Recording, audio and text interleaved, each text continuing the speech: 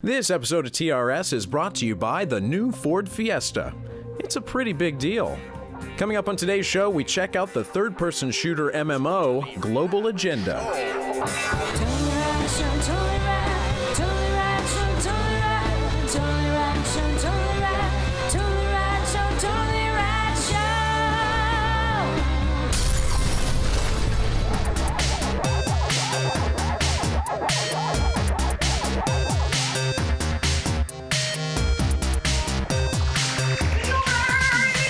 So next week, the MMO world comes crashing down when Cataclysm gets released. So we thought now would be a great time to talk about an MMO before that you might want to check out. It's a game that's been out for a little while, but we have been playing it. It's called Global Agenda, and it is a futuristic third-person shooter MMO, and it's from Hi-Rez Studios, obviously PC only. Here's the way Global Agenda works. It's much more like a series of first-person shooter multiplayer maps that are cobbled together to create an MMO experience. You have MMO-style loot, and you have an MMO-style Hub City. Yes, exactly, where lots of players can be online all at the same time. But then you launch into either PvP matches or PvE matches, where you're fighting against other players and doing normal FPS type game types, capture the flag type of thing, deathmatch, all that kind of stuff. But also you have basic small little adventure, little quest moments for the PvE stuff, where you can get a group of 4 people and fight against the computer in very like an brief types thing. Yeah, very brief instances that result in a boss fight. So all of it is timed, so you only ever have about, what, 15 minutes to do anything? The PvEs, yeah. And you get loot like an MMO, so you can level up your character, you get new abilities, There's skill points to spend, Exactly. like skill tree, yeah. 4 different classes in the game. The first 20 levels, though, are Well, that's an add-on. as an MMO, like any other MMO They didn't- area, and yeah. there is going to be another 20 to 30 MMO classic. So you start out the game like a regular MMO, Well, and then now- all of a sudden you start again, and it's like, okay, this is what it is. But honestly, PvP. that's now. That was put on afterwards. This game's been around for about 8 months, and as it was initially, it was just the Hub City with these game mechanics, and then 2 months ago, they added the Sandstorm expansion pack, which was to bring the sort of classic MMO experience to this MMO, and they're going to expand on that. But I think the key with this game, if you don't mind me starting. Go ahead. The key with this game, in my opinion, is understanding what it is that you're getting out of the gate.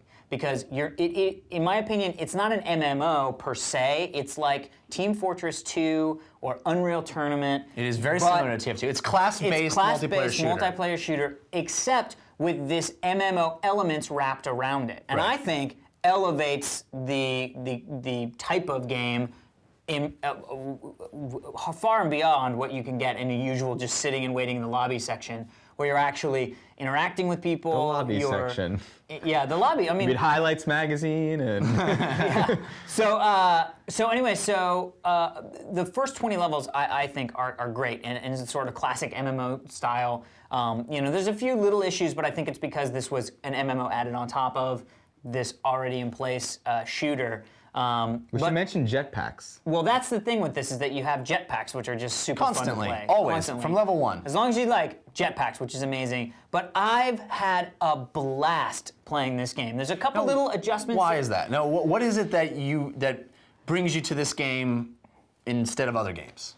For me, it's the way that they handle all of the matchmaking, the way that it's quick, drop in, drop out.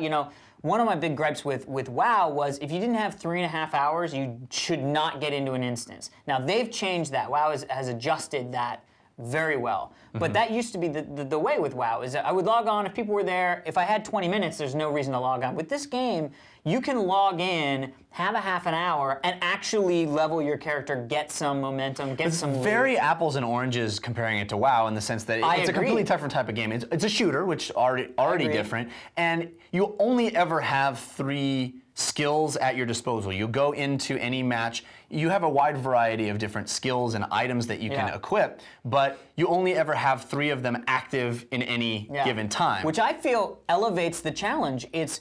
I have the options, but it really what it is it's old school D&D equipping the spells to bring into the instance. Right. Because literally that's what you're doing. It's, you know, when it's a PvP match, this is what the thing, and as you're playing, when you come back to the respawn point, you can switch those out. So if things aren't working based in this PvP game, you can switch out stuff. But that's how Guild Wars works as well. Yeah. Dan, I know you got really into this game in a way that you haven't with other MMOs. Why is that? Would you ever have thought I would have 3 high-level characters in an MMO type situation? Never. Nope. Yes. So what is it? What is it? I love the class. So I love playing a role, and that role does its. I'm there playing this game like. When I was playing WoW with you guys, you know, I had my role, but I'm sitting there, I'm hitting a button, I'm hitting a button, you know, and then I'm doing the thing there. You just tell me what to do, and I'm doing it, and I like that. But in this game, I'm fulfilling a role, I'm fulfilling a duty that I see immediate results that. I should start here. Let me restart. It really is. It's like this hybrid of shooter and MMO, where I don't want to describe it compared to MMOs, and I don't want to describe it compared to shooters, because it really takes really good aspects of both of those things. But because when I play deathmatch games in Call of Duty, this is a very different experience than that, because it really is more like when I'm fighting in an MMO, but I get to have skill. In an MMO, typing the buttons quickly is not a skill I want to brush. Spoken as someone who has not played a lot of high-level MMO. Right. Because there's a lot of skill. A lot. Right, but what I'm saying is I can actually get better at my dexterity. The dexterity. I can actually improve. It's got Twitch. Yeah, it's got the Twitch thing allows me to improve as a player on top of just knowing the mechanics of the game. So I actually feel like a competition gamer in some ways, and really trying to develop. And then adding on top of that, wanting to get the better loot so I can do that better. And now. Team Fortress 2 had those roles that you're talking about. MAG, for example, had the roles you're talking about. There's a lot of class-based shooters. And neither of those I felt implemented them in the same way, in as good a way. And most of that is because those were like adding roles to shooters, whereas this is more like I'm in the mindset of playing an MMO, yet I'm not typing buttons. I have control over it like I would a shooter. That's that angle it takes that I find it. Is what I'm trying to describe, you know? My take on this game is that I was initially really enthusiastic. I mean, you guys brought me into the game because you're like, we've been playing this, you got to get in.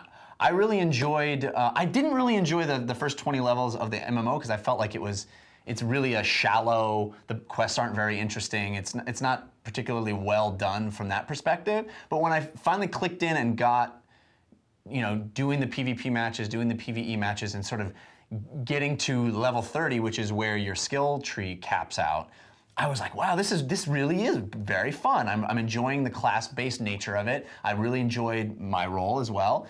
But after 30, the bottom completely fell out of this game for me, and it turned into the worst kind of grind. There really isn't much variety in the kinds of things you do, even between PvE, PvP, and raids. I mean, everything is pretty much the same, and there's even the variety of maps. It's just a cosmetic difference. You're really doing the exact same thing. The bosses aren't very interesting, especially when compared to something like WoW, which has got such a longer history of being able to iterate and create things that are much different and much more creative and much more interesting. I like a lot of the things that they do in this game. I like the splitting of loot between functionality and cosmetics so that you can invest money in making something that looks the way you want and dye it the way you want and really create your own looking character, which is where WoW really fails in a lot of sense.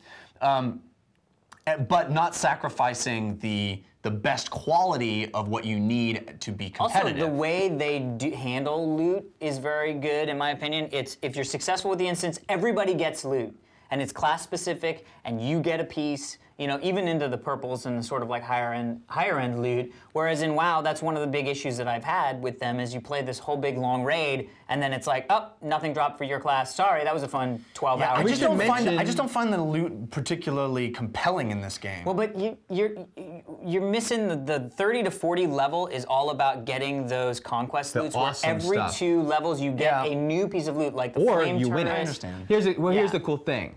And you can buy a booster pack. You can pay for this game if you want, so you can get more loot quicker, level quicker. I think the game Or itself you is can- only about $10. It's $10 to buy, right and now. then it's free to play.